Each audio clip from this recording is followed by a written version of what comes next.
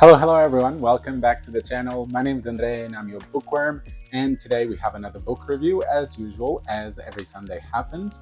And today we will be reviewing not a sci-fi book, it's kind of a fantasy book, but it's not a normal novel, it's a web novel. And yes, I'm talking about Lord of the Mysteries Volume 1. So yeah, for the ones that don't know, The Lord of the Mysteries is a web novel that has been written by Cuttlefish That Loves Diving. This is a Chinese author, if I'm not mistaken, that has been writing this web novel for a long time. And for this review, I'll be reviewing the first volume, which is pretty much the first 100 chapters of this web novel. For the ones that don't know the English name of the author, but the Chinese name, which I'll try to pronounce, but I probably will butcher it, it's Ai Tianshui De Woodsay. Let's hope that it was right. I may have said something completely different. For the ones that don't know what a web novel is, or if this is your first time hearing about it, a web novel is pretty much a novel, but it is published one chapter at a time, usually one every week, and then eventually they compile those into volumes.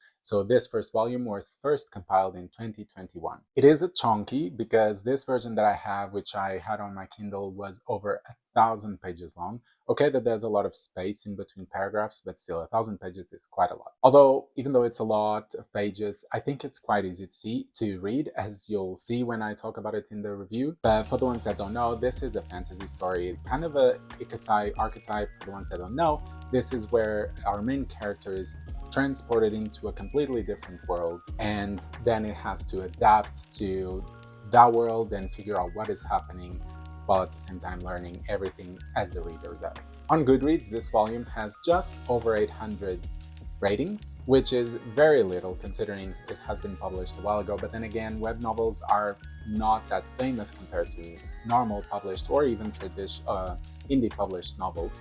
So it is normal to have this number of ratings. However, the average score it has is a 4.51 out of 5, which is extremely good. So it means that the majority of the fans that read this novel end up really enjoying it. But then again, with this number of ratings, once we hit, 20,000 ratings, the score could have gone either way. So we can't really draw many conclusions from this. But anyways, let's jump into the synopsis.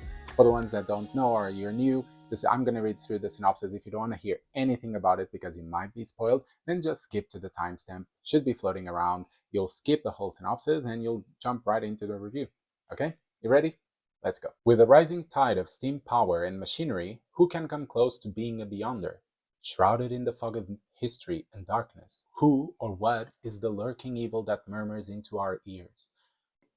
Waking up to be faced with a string of mysteries, Zhao Mingrui finds himself reincarnated as Klein Moretti in an alternate Victorian era world where he sees a world filled with machinery, cannons, dreadnoughts, airships, different machines, as well as potions, divination, hexes, tarot cards, sealed artifacts. The light continues to shine, but mystery has never gone far. Follow Klein as he finds himself entangled with the churches of the world, both orthodox and unorthodox, while he slowly develops newfound powers thanks to the Beyonder potions. Like the corresponding tarot card, the Fool, which is numbered 0, a number of unlimited potential, this is the legend of the Fool. And that is it. It's a bit confusing, and this will be a theme for the review, and because we don't have any scores from previous volumes, I'll jump right into it, starting with our first category, which is plot. Now, I should preface by saying that this was my first attempt at reading a web novel, so I wasn't sure what to expect.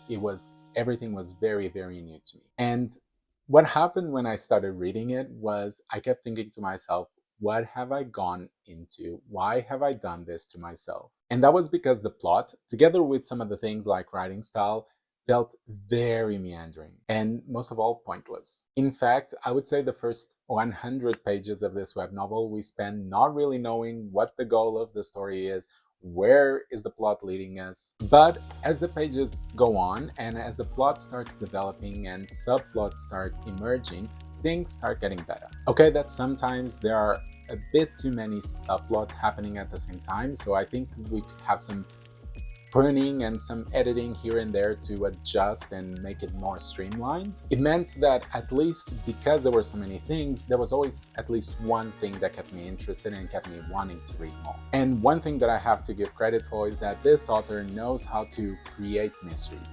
Because as soon as one of the mysteries was solved, we would get the answer. Suddenly 4 or 5 more mysteries would pop up, and suddenly we would be like, okay, there is a next step to this. Although I think the majority of the plots or subplots that exist revolve around the world building, which I will speak soon, but I think there is just enough around our main character, which is our protagonist Klein Moretti, and our main POV, and also some other subplots involving other POVs, but very minor considering the whole of the book. So for this category, I'm gonna give it a 4 out of 5. It started very shakily, but it turned out to be quite good and quite interesting and engaging. Moving on to characters, as I said, we had one main POV, which is Klein Moretti, and then we have several, I would say, sub-POVs, secondary characters that don't show up that much, but I think eventually will be important. So how does the development of our main character goes? I'd say it is quite consistent. I do think there are some flaws, like our main protagonist always knowing what to do next. Like, for example, how to get away in any situation or how to save the situation from disaster. But aside from that, I thought his progression as a character was good, quite linear, and there was an overall arc for them, and to see that towards the end we had evolved from the Klein Moretti at the start. Now, regarding other characters, I did feel some archetypes showing up, like the girl that is a secretary and always talks too much, or the boss who is super scary but then has this very humane flaw that makes him kind of not adorable but close to that. I think these type of tropes were very obvious at the start, and as I kept reading, they became more subtle, or at least not as blaring into my eyes as I kept reading. And I was like, Jesus, this is a bit of a stereotype, but yeah, I think they got slightly better. Not that much, they're still there, but a bit better. But then again, this volume didn't feel like it was super focused on characters, but more on the world building, which I'll speak next. But for now, I'll just say that this category was a 4 out of 5. I think the characters are quite well developed. It's not a 5 because I think the character the main one needed to be a bit more flawed, not so perfect, and also the secondary characters needed a bit more uplifting. So a bit down on one, a bit more on the others. And now we get to world building, which I consider the crowning jewel of this book. I think the author knows how to create mysteries revolving around every single detail about this book.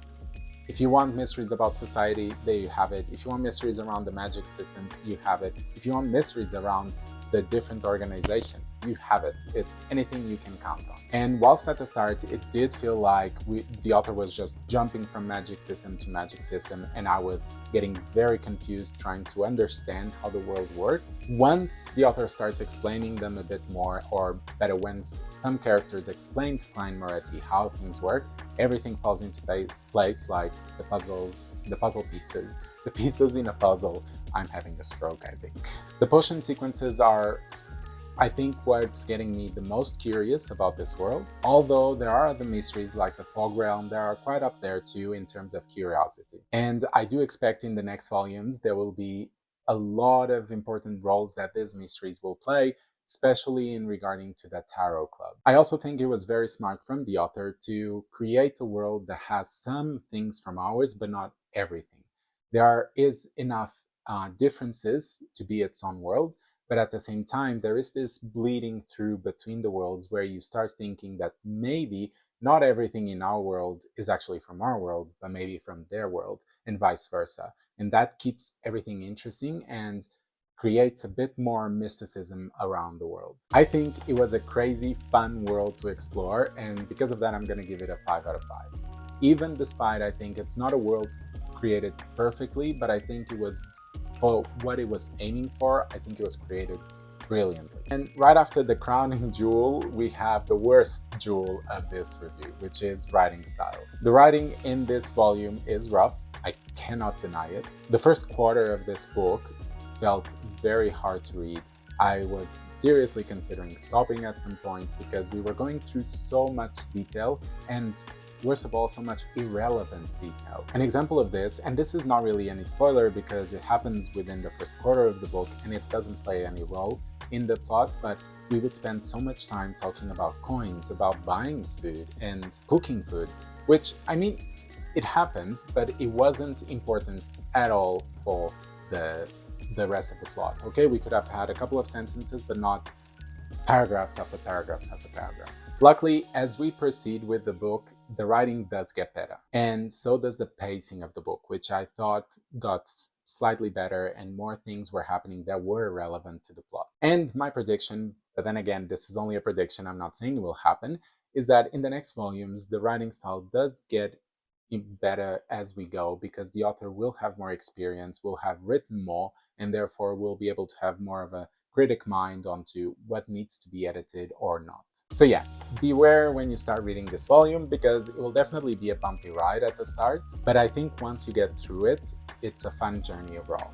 So for this category, I'm gonna give it a 3 out of 5. And the final category is enjoyment, and as you can guess at the start, my enjoyment wasn't very good. I was thinking to myself a lot, why am I reading this? Why do people rave so much about this web novel? Why is it so good? I don't understand it. However, as I kept reading and I kept going through the story, I found myself getting more and more enthusiastic about reading it. And the thing is, it was an easy, fun read to have. I would pick my Kindle and I would just be like, oh yeah, let's read that story. It's fun, it's light.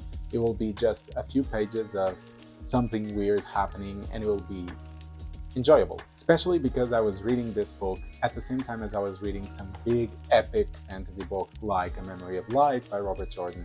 So having this duality really helped, and having something to pick up that was so light in terms of reading really made me enjoy it more. So funny enough, I'm gonna give this category a 5 out of 5 because my enjoyment by the end was a lot and I was really looking forward to read this book whenever I had opportunity. So it's weird because it didn't start that well. I would say it started as a 2-3, but it slowly climbed up to a 4 or 5, and I'm really keen to read the next one. And so we reached the end of our first web novel review.